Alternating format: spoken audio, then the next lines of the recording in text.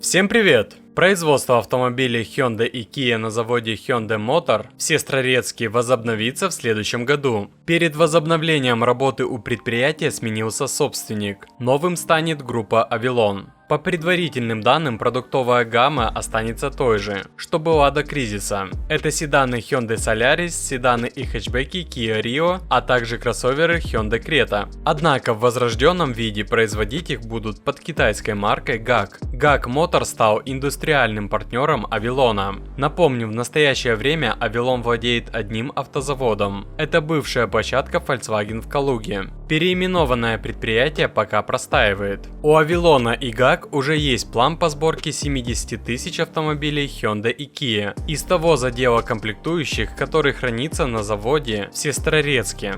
Ну а если вы планируете купить новый автомобиль, то самый выгодный способ – это зайти на autospot.ru. Ведь только тут собраны все предложения на автомобили от официальных дилеров, причем указываются и скидки. Возьмем для примера китайские автомобили. Тут встречаются скидки от 50 до 100 тысяч рублей на покупку за наличные. Если в вашем городе таких скидок нет, посмотрите, к примеру, Питер. Там прям предложения очень хороши. И так по каждой марке и модели. Остается лишь выбрать машину и оставить заявку для бронирования. Заходите на Автоспот, ссылка в описании. В настоящее время все автомобили GAC импортируют в Россию в готовом виде из Китая. GAC официально предлагает в РФ две модели. Среднеразмерный кроссовер GS5 за 2 миллиона 249 тысяч рублей и полноразмерный GS8 второго поколения за 3 миллиона 800. Продажи GAC невысоки, за этот год россияне купили 1400 машин. С начала года спрос на запчасти для китайских автомобилей вырос в среднем на 10%. Вслед за спросом на 15% увеличилось предложение.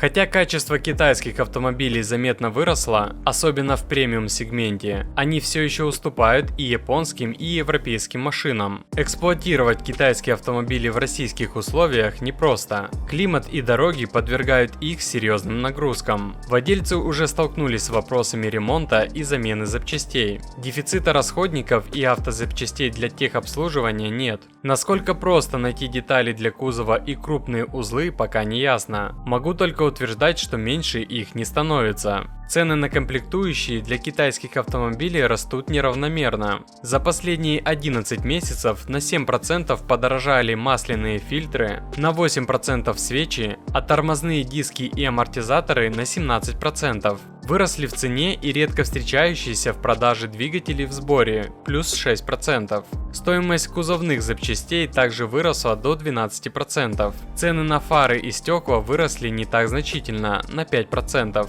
При этом практически не подорожали воздушные фильтры, лампы и тормозные колодки. А как считаете вы, цены на китайские Hyundai и Kia будут разумными? Пишите в комментариях.